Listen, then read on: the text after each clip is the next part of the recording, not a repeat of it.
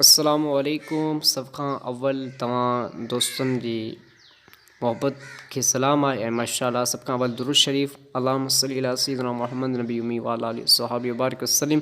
असां मोहम्मद असलम मीर भैर जी शादी में आया आहियूं ऐं माशाअल्लाह उते जेकी मछली तयारु थी रही आहे उहो बि तव्हांखे ॾेखारींदा हलूं।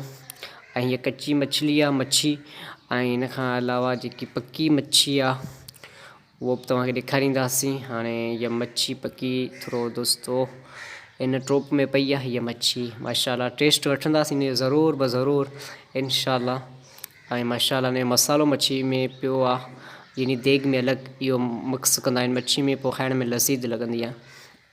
ऐं कोशिशि करियूं था अॻियां हलूं था तव्हांखे इहे बे आहिनि माशाअल्लाह तमामु ॾिसण में ख़ूबसूरत आहिनि, खाइण में ख़ूबसूरत हूंदा। ऐं अॻियां हलूं था माशाअल्लाह मिठो भत किथे आहे बाबा, इहो मिठो भत आहे ॾाढो प्यारो माशाअल्लाह बहितरीनु। ऐं इहो जेको सामान रखियो आहे जंहिंमें इन मां मिठो भत तयारु कंदा आहिनि ऐं जेके बि आइटम तयारु थींदा आहिनि उहे सॼो सामान इन खट ते रखियो आहे। ऐं माशाअल्लाह असां कोशिशि करियूं था त जेको ॿोर मुर्गी जो तयारु थींदो आहे उहो तव्हांखे ॾेखारियूं। माशाअल्लाह पेची वियासीं मुर्गीअ ॿोर ते, भाऊ मथे कर थोरो, हा सुभान अल्लाह माशाअल्लाह महिरबानियूं। हिते मुर्गी जो ॿोर हाणे हलूं था दोस्तनि जे तरफ़ जेके असांखे ॾिसी बि रहिया आहिनि माशाअल्लाह। हाँ दोस्तो असां अची चुका आहियूं तव्हांजे पास, तव्हां असांजे क़रीब थियो। असदुल्लाह किथे, असदुल्लाह मीर भैर केसर करियूं था माशाअल्लाह। भाउ असलम जिन जी शादी आहे उनजो माइट बि आहे। ऐं इहो कादरी मीर भैर ऐं हुन सां गॾु मोहम्मद मसीर मीर भैर।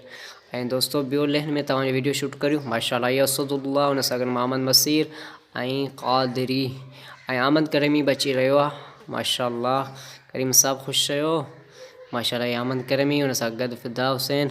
ऐं हलूं था मानी जी तरफ़ जेकी रोटी पक रही है तो माशाअल्लाह कीअं पचाए रहिया आहिनि ऐं उहे बि तव्हांखे ॾेखारींदा हलूं माशाअल्लाह। कहिड़ी कारीगरी आहे माशाअल्लाह सुभान अल्लाह, वॾी रोटियूं आहिनि मानियूं आहिनि त बहरहाल सुभान अल्लाह माशाअल्लाह।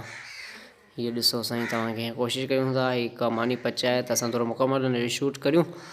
ऐं माशाअल्लाह दोस्तो रिक्वेस्ट आहे तव्हां असांजे चैनल खे सब्सक्राइब करियो, महिरबानी थींदी तव्हांजी माशाअल्लाह। इंजॉय बि करियो ऐं माशाअल्लाह असां हिन ते नातूं वीडिया इस्लामिक वीडियो असां शूट करण जी कोशिशि कंदा आहियूं।